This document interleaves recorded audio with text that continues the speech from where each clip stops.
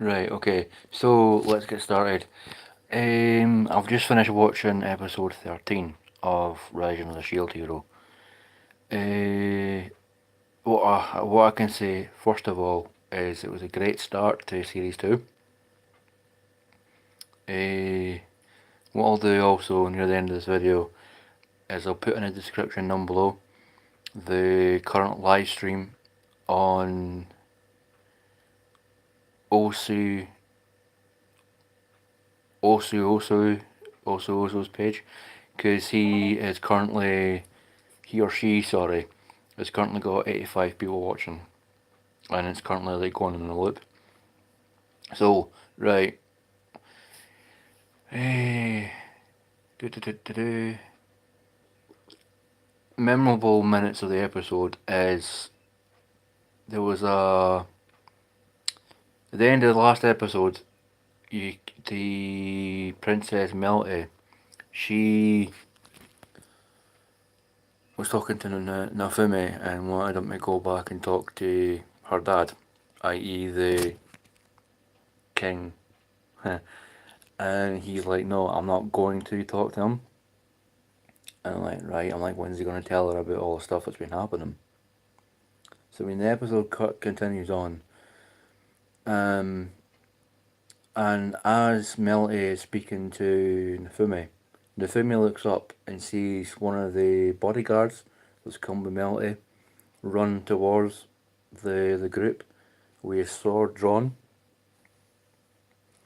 So what Nafumi has to do is quickly grab Melty, put her under his arm, but also go like that and hold the shield up between Melty and the attacking bodyguard.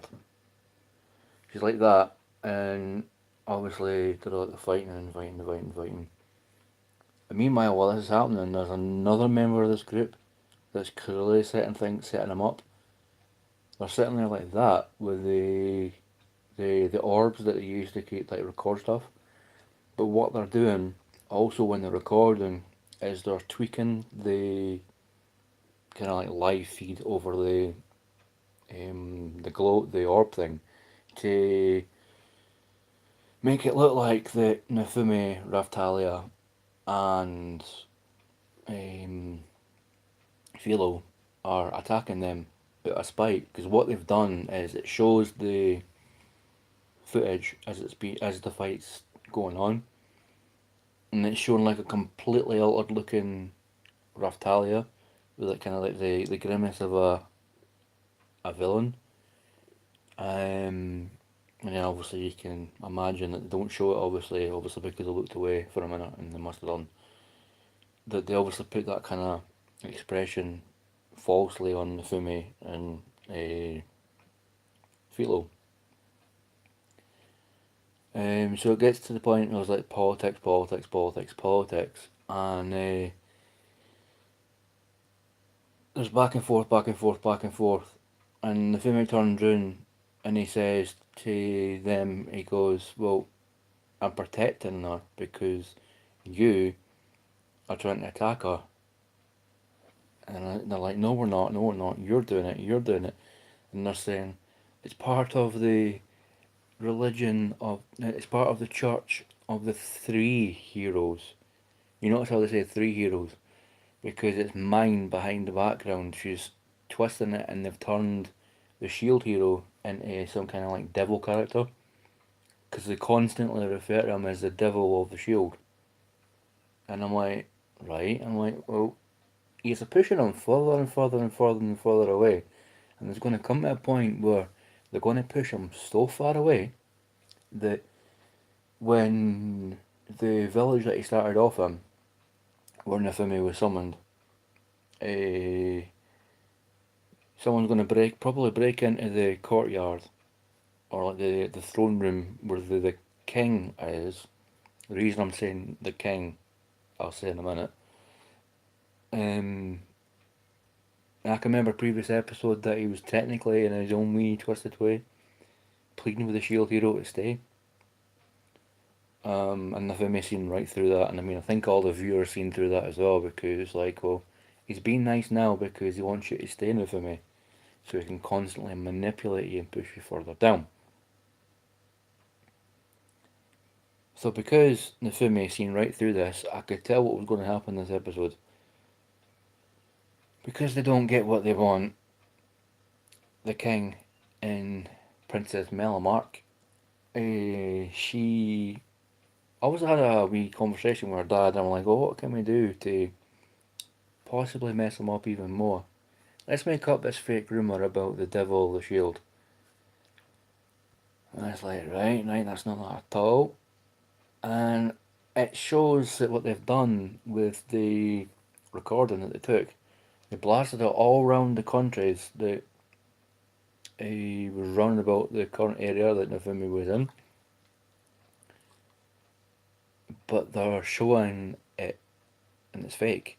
And it's like, well, right, okay, so obviously I can't go back that way because Raftalia said when they were climbing through the mountains, because they had to abandon the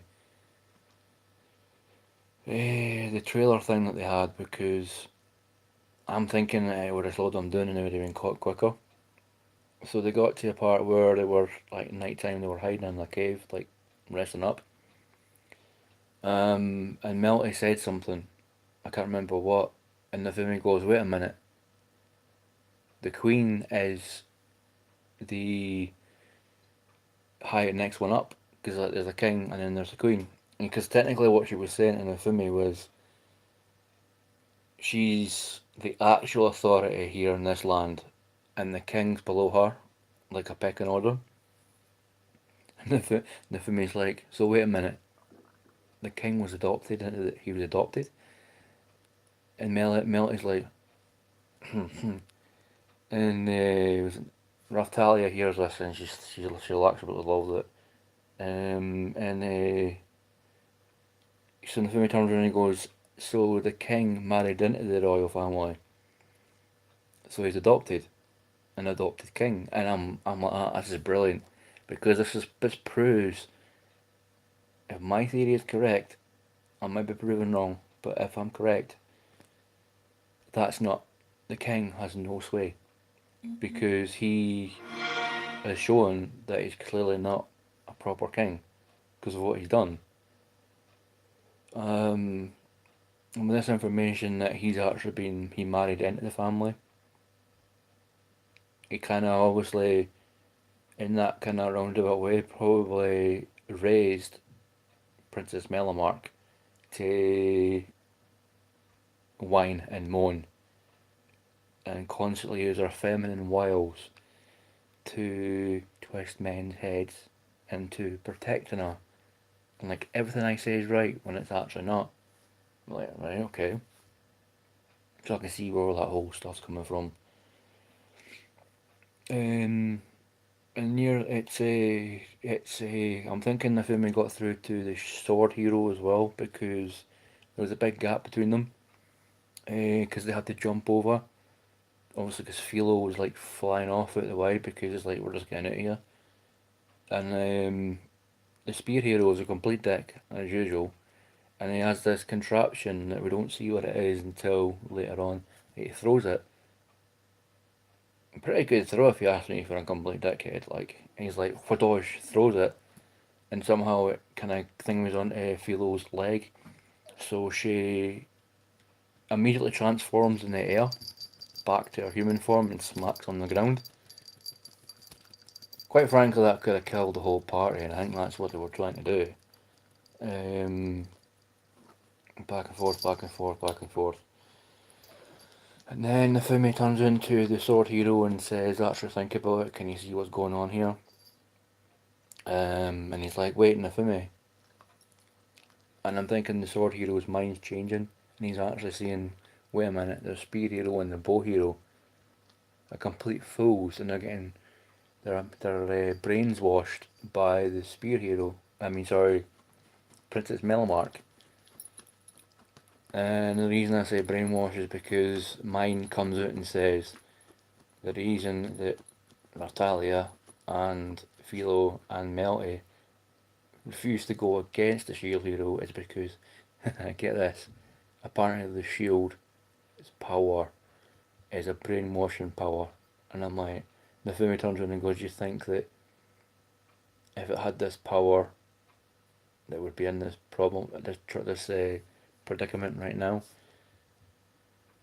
You say Nefumi is brilliant writing because Nefumi is basically saying what I was thinking. And I mean, well, if the Shield had that kind of power, do you think he would use it? And I'm thinking, well, no.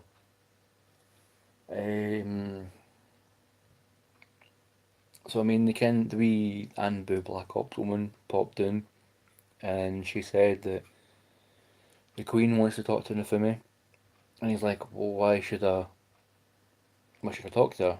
I was thinking I'm getting more royalty to deal with. And the Anbu woman, as I'm calling her, she says that you need to come and you'll see why I'm asking you to come and talk to the Queen. So what it is obviously she disappears, and Nefumi brings out a map, and he's like saying, "This is where we need to go. The Queen is actually over this way." And obviously you'll see the map and what he's talking about when you watch the episode, because I'll link it in the description down below. Hopefully when this video finishes and uploads, the live stream's still going. Hopefully. And I'll need to wrap this up because my battery's low. We got to see also the new end card at the end of the episode. Brilliant, by the way. Very well drawn. I love it. And apparently there's a new intro sequence with a new theme from Mad Kid called Faith. I'm yet to see that properly, so I'll wait until they upload it later on YouTube to see it and let you know what I think in the next video. I mean, all in all, a good video. All in all, a good episode to start off season 2. And then obviously near the end of the episode, they're like, "What's that happening? What's that smell?" And they turn around and the forest is on fire, and lo and behold, Princess Melomark, bitch face, is standing up at the top going like that, looking over what she's done. Petty, if you ask me. Everything she does is petty.